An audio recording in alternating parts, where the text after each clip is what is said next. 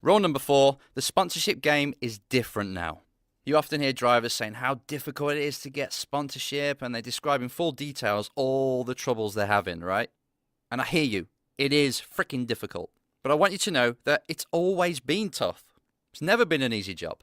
If you're struggling now in modern times with all the tools that are available on the internet, through apps and other software, then believe me, you would have struggled in the past.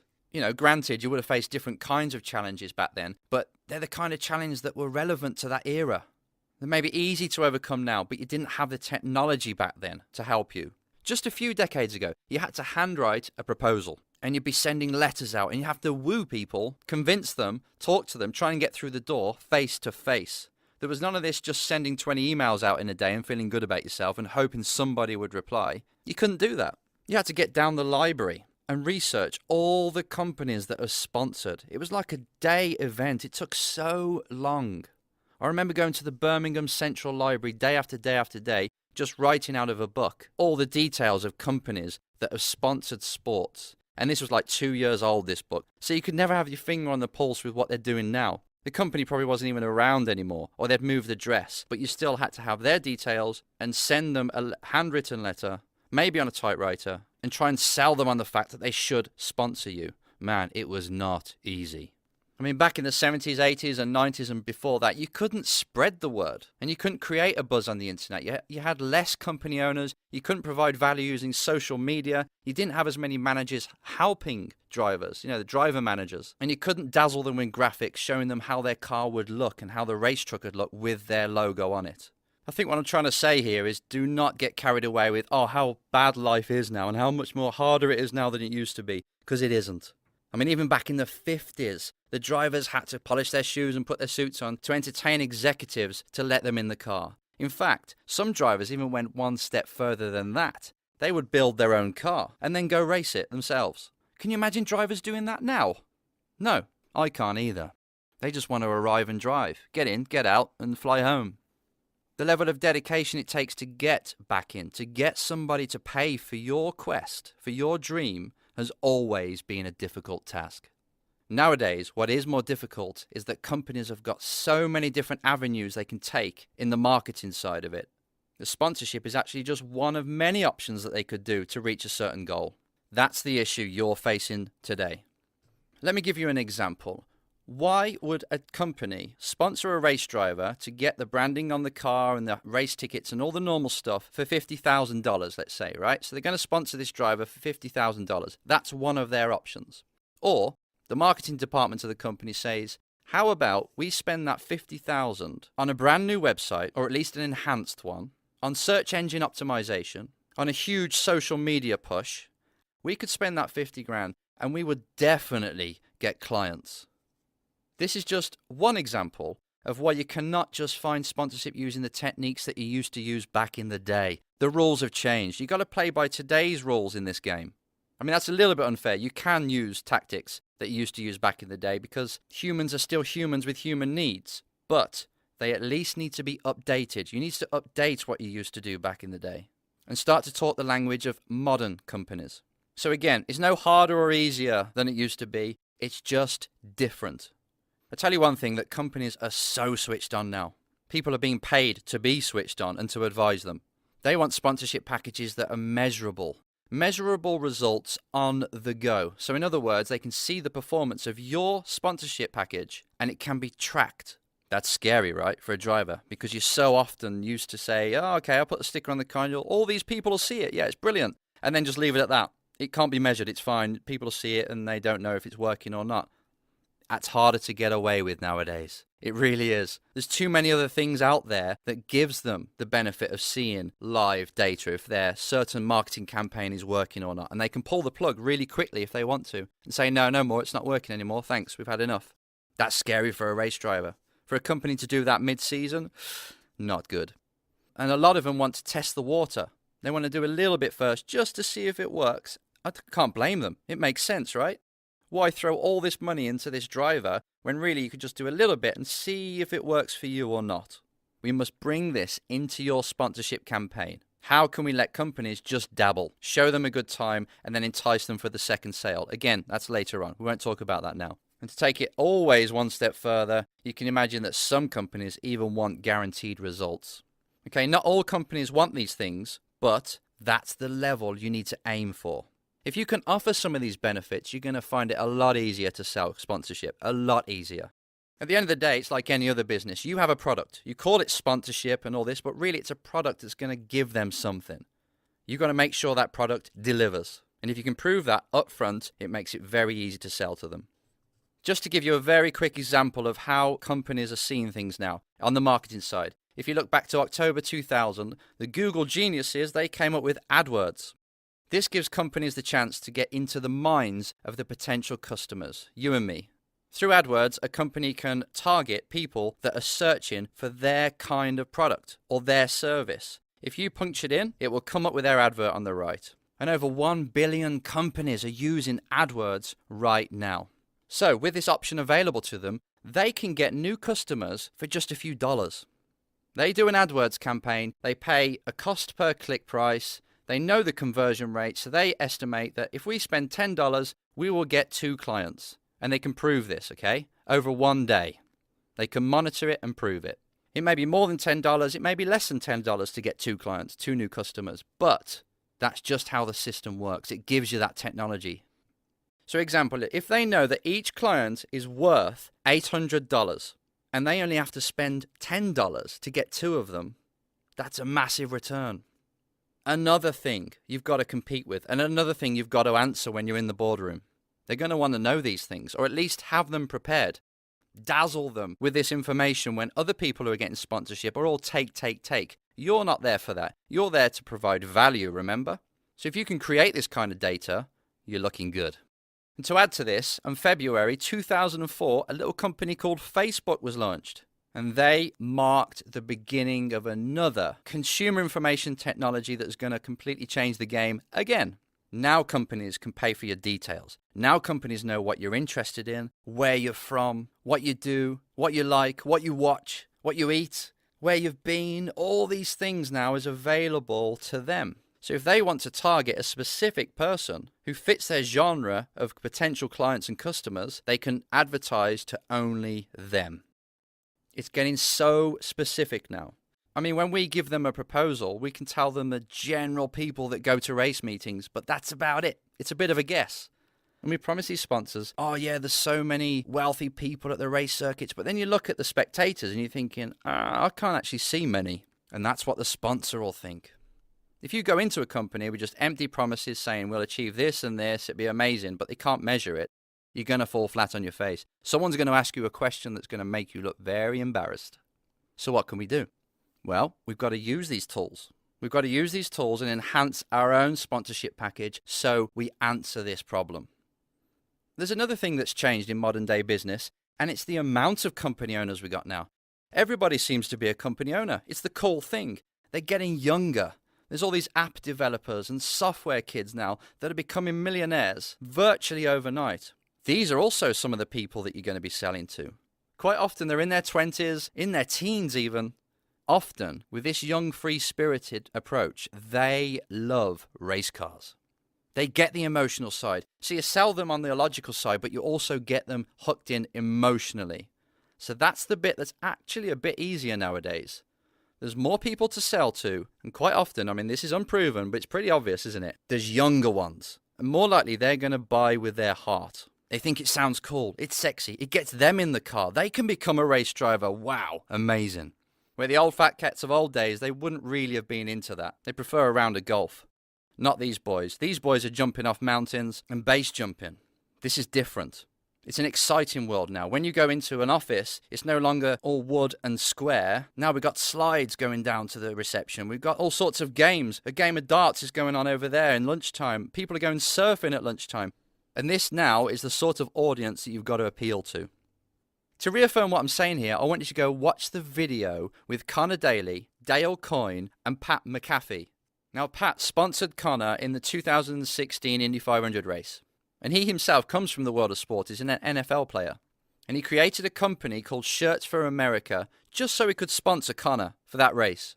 For him, it made total sense to sponsor a local driver in one of the biggest races in the world because it generated attention and revenue for his foundation.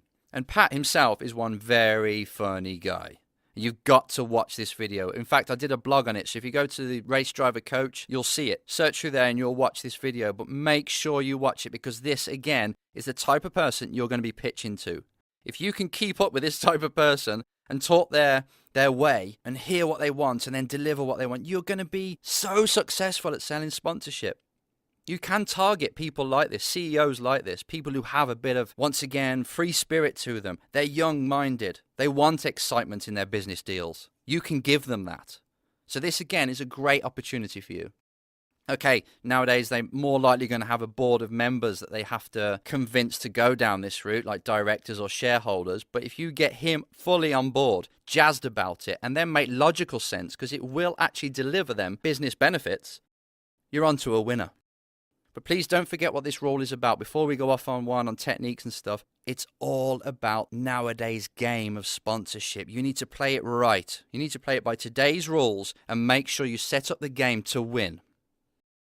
Rule number 5, sponsorship is not your only option. I know this might sound too good to be true, but sponsorship is just one way for you to get the drive. I mean, remember what this product is called. It's called Get the Drive. That's the main thing, yeah? That's why I called it that, because there's more things you can do to get into that seat than just purely sponsorship. Never forget the main goal. All you care about is getting that drive.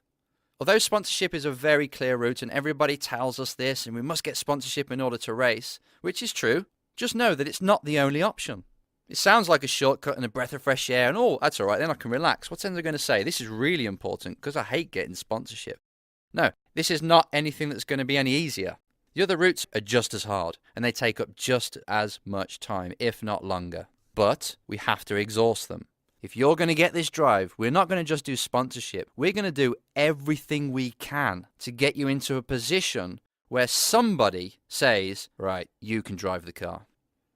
Okay, you're going to be doing a business school, a sponsorship school. That's fine. That's a big part of this program. But also, I want to share with you what drivers have done in the past that couldn't find sponsorship, yet they're still professional drivers. They still made their way.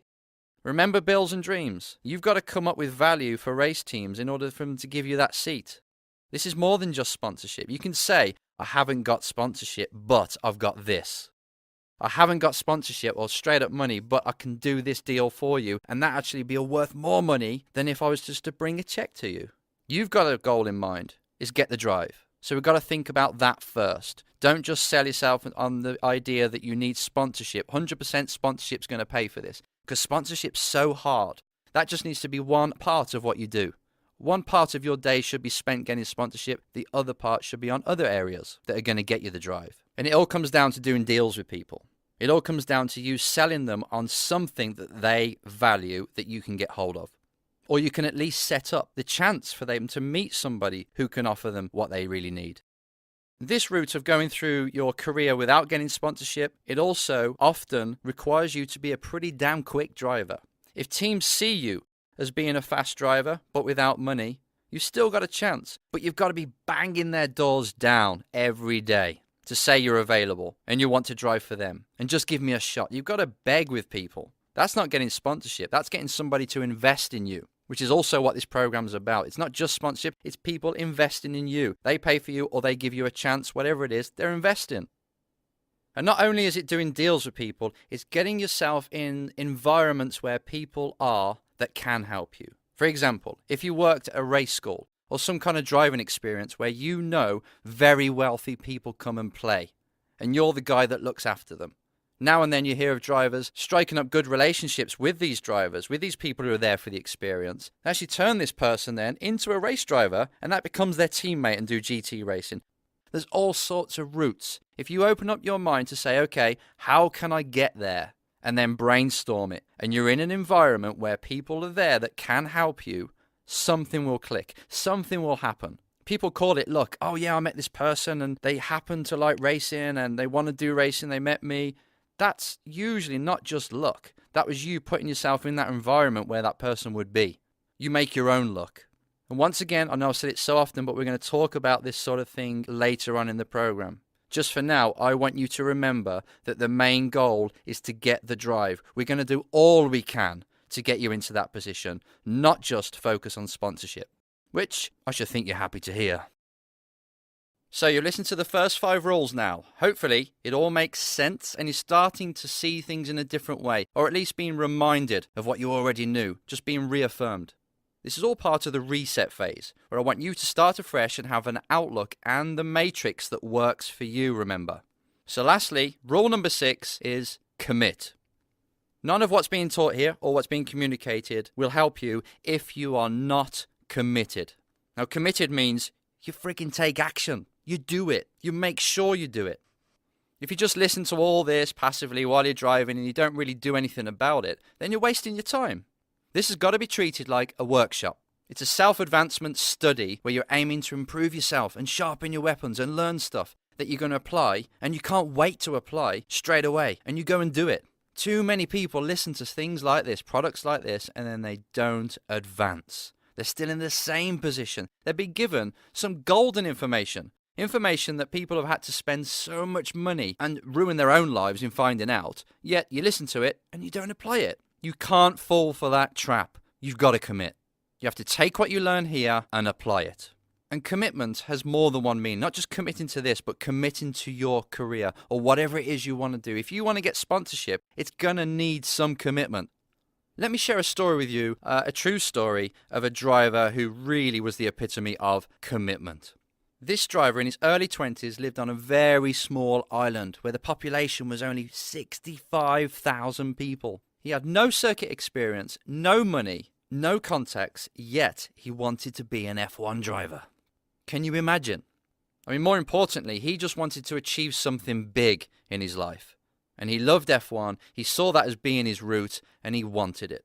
Like so many kids do. This is nothing out of the ordinary. We all want something big, and you're probably the same. His ambitions were so unrealistic at best, but he had a serious asset that would actually give him a shot.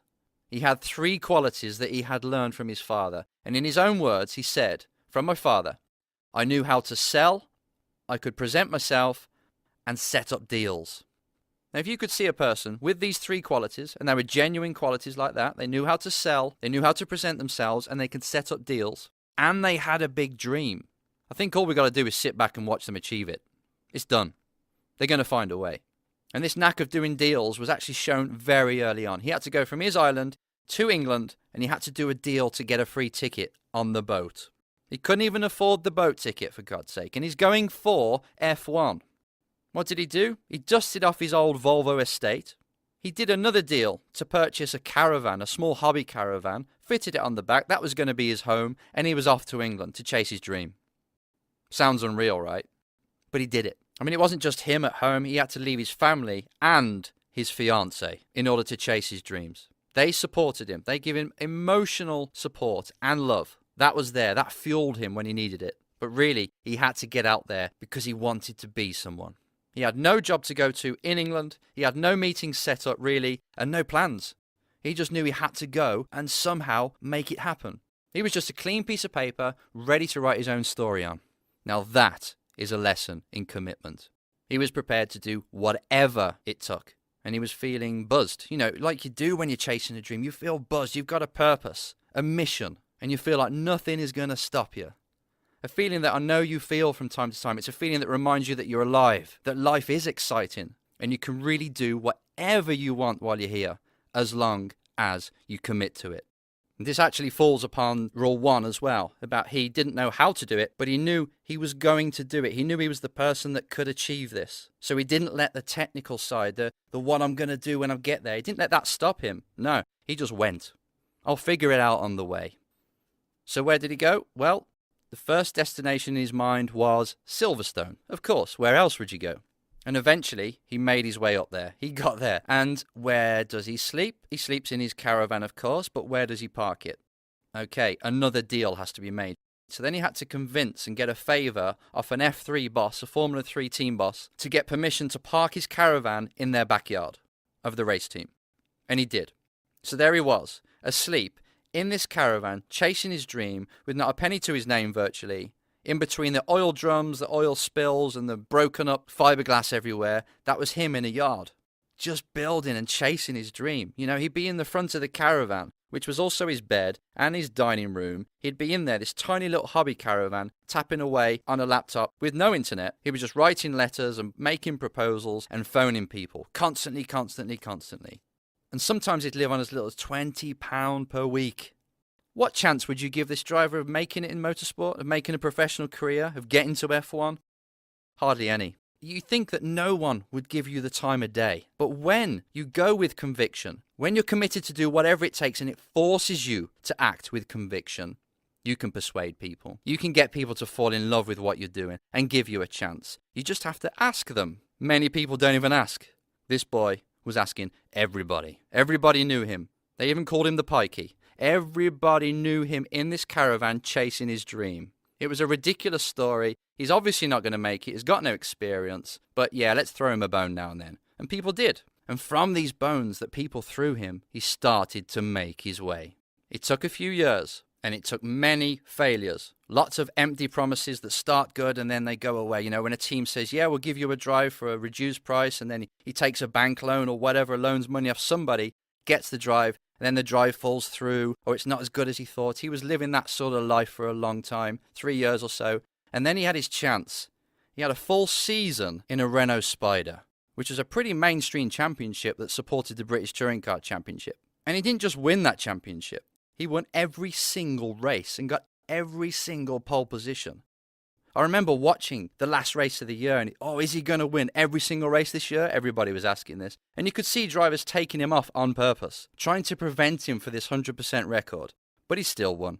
And even after that, he's a champion now. He's a champion on circuits because he has done hill climb before and won that championship. But this was circuits. This was real stuff. He thought he was on his way. Again, no doors opened. He had to keep that commitment. He had to keep that work ethic going constantly because he had nothing still, even after that championship. Eventually, after a lot of hard work, and to cut a very long story short, he got into F3 and he had a pretty good year. And I personally remember the amount of sponsors he got together and all the people, the lawyers, everyone he got to help him. He was working like a madman in order to eke his way through that F3 season. He told me once that he was running upstairs to check that the coffee tasted okay just minutes before the race. It nearly made him miss the race. But this is how he had to take control of every aspect. Looking after the sponsors, racing. That was his life. Finding new sponsors, keeping the team happy. This dude was unbelievable. And then to make this story even shorter than it really deserves to be, this driver went on to become triple world touring car champion. A triple world champion from a scruffy hobby caravan in the back of a yard with no money whatsoever to a triple world champion. Get that through your head. I mean, once they even put his face on the Guernsey postage stamp, for God's sake. I mean, how cool is that? Now try and tell me that you're not impressed. Obviously, you know by now, but the driver I'm talking about is Andy Priaulx. And yes, he did manage to drive an F1 car. He was employed by Williams as their main test driver. And this was in the days when test drivers were actually in the car a lot. And they made an impact on the team. They helped the team drive forwards. Frank Williams and everybody at Williams saw so much value in having this driver, even though he hadn't done much single-seaters really, only a couple of years, having this driver in the team, helping them towards their goals. Do you think that was just coincidence? Do you think they thought, he's okay, let's just give him a go? No. He had to work his ass off for that. He was determined to drive an F1 car and to get himself in that position, and then he was employed by them. You've got to give someone like that credit.